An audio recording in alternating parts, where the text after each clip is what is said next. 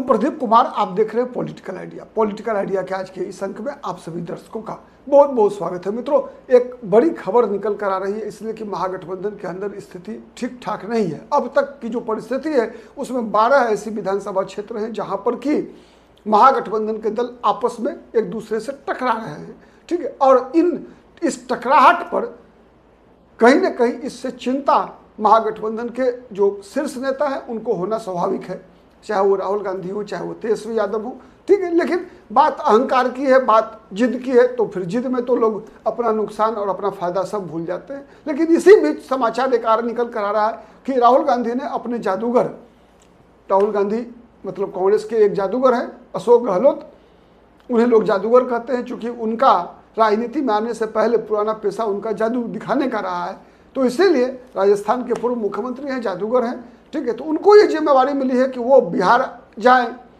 और नामांकन वापस लेने के अंतिम दिन, ठीक है, पटना जाकर तेजस्वी यादव से मिले, अपने उम्मीदवारों से बात करें और फिर इस मामले को सुलझाएं।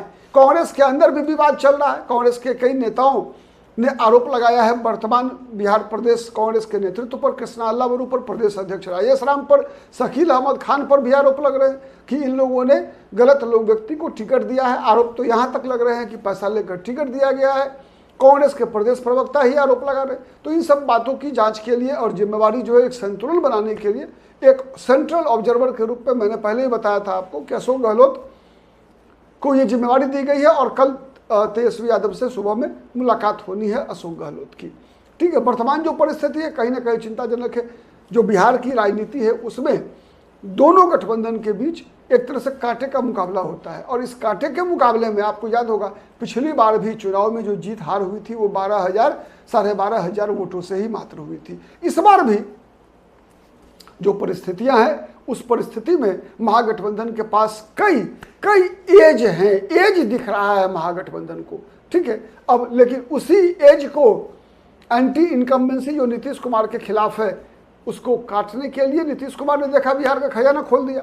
उसके बावजूद अगर परिस्थिति यही है कि महागठबंधन अगर सही तरीके से चुनाव लड़े, तालमेल से चुनाव लड़े, तो महागठबंधन की जीत की संभावना बेहतर बनेगी। लेकिन उसके लिए सबसे पहली चीज़ है कि जितने संगठित रूप से एनडीए ने अपने चुनाव अभियान को चलाना शुरू कर दिया है, क्या महागठबंधन भी अपना अभियान वैसे ही चलाने में सक्षम है, समर्थ है? क्या वैसी परिस्थिति है जब आपस में सब दल आपस में, आप देखिए अभी वर्तमान जो स्थिति है उसमें आरजेडी कांग्रेस लगभग 6-7 सीटों पर टकरा रही है, कांग्रेस और सीपीआई 3 सीट पर टकरा रही है, कांग्रेस और सीपीआईएमएल 1 सीट पर टकरा रही है। उसके अलावा वीआईपी और आरजेडी 2 सीट पे आमने सामने टकरा रही है। यह परिस्थिति अगर रहती है तो ठीक है कि फ्रेंडली फाइट या जो भी नाम दीजिए इसको वाली स्थिति 1 दर्जन सीट पे है। लेकिन आपको क्या लगता है कि इसका असर आसपास के नजदीक के विधानसभा क्षेत्र पे नहीं पड़ता है क्या?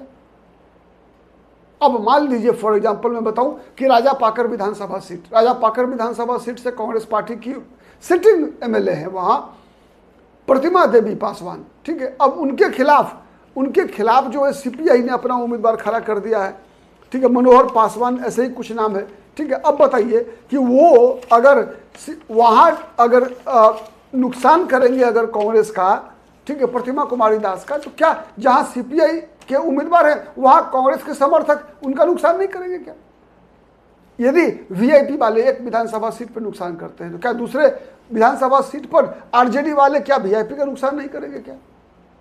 तो यह सबसे बड़ी बात है, ठीक है। इसीलिए जितना जल्दी और आज लेट करने का परिणाम क्या होता है देखा गौरा बोराम में जब आरजेडी के पूर्व उम्मीदवार, इस बार भी उम्मीदवार सिंबल मिल गया था, ठीक है, क्या नाम है उनका, अमजद अली अजहर अली, ठीक है, उनको सिंबल भी मिल गया था। उसके बाद भी जब अंत में लालू प्रसाद ने कहा चिट्ठी लिखा तो रिटर्निंग ऑफिसर ने स्पष्ट कहा कि भाई अब तो केवल उम्मीदवार ही अपनी उम्मीदवारी वापस ले सकता है, उम्मीदवार के अलावे और कौन ले सकता है? आप किसी राष्ट्र जब सिंबल जमा हो गया, हाँ, अगर वो सिंबल चोरी की है तो फिर रिटर्निंग ऑफिसर उसकी जांच करा सकता है, ऐसी बात तो है नहीं।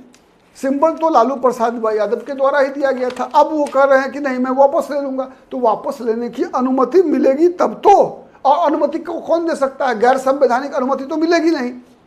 तो ये ऐसी परिस्थितियां हैं, ठीक है। तो इसीलिए इन सब परिस्थितियों का हल निकालने के लिए किसी अनुभवी व्यक्ति की जरूरत कांग्रेस को थी। इसीलिए आपको याद होगा कुछ दिन पहले लालू प्रसाद यादव को इस बात का अंदेशा था, सॉरी मैंने बता दिया आपको, राजा पाकर में मोहित पासवान है, ठीक है, सीपीआई के उम्मीदवार, ठीक है। तो कुछ दिन पहले की बात बता रहा हूँ, दिग्विजय सिंह को लालू यादव ने बुलवाया था अखिलेश प्रसाद सिंह की मदद से कि दिग्विजय सिंह राहुल गांधी को समझाएं, राहुल गांधी को कन्विंस करें, क्योंकि अखिलेश सिंह माने जाते हैं लालू यादव के व्यक्ति आदमी। इसीलिए शायद वो बातें मतलब जो है बन नहीं सकी, ठीक है। अब देखना यही है कि क्या अशोक गहलोत अपने अनुभव से क्या तेजस्वी यादव के साथ तालमेल बना पाते हैं, क्या कोई ऐसा रास्ता निकल पाता है जिससे कि महागठबंधन एकजुटता के साथ इस चुनाव में जाए। 243 मतलब 243 उम्मीदवार ही हो। अगर ऐसा नहीं होता है तो फिर निश्चित रूप से कहीं ना कहीं महागठबंधन की संभावनाओं को इससे धक्का लगेगा। अब आप देख सकते हैं, अंतर देखिए आपकी, जितना एनडीए कितनी एकजुटता के साथ अभियान चला रहा है, बीजेपी के मंच पर, नेताओं के मंच पर जदयू के लोग मिलेंगे, लोजपा के लोग मिलेंगे। जब जब उम्मीदवारों का नामांकन हुआ है जिस विधानसभा क्षेत्र में, पांचों दल के प्रतिनिधि नामांकन में शामिल होते रहे, लेकिन यहां महागठबंधन के अंदर, तो अगर महागठबंधन के साथ परिणाम कोई बुरा होता है तो फिर जिम्मेवार कौन होगा? नहीं। तो ये दुर्भाग्य, मुझे लगता है दुर्भाग्य बिहार का, कि 20 वर्षों के बाद भी बिहार का विपक्ष अपनी जिम्मेवारी समझने में शायद नाकाम दिख रहा है, यही कहा जा सकता है। नहीं?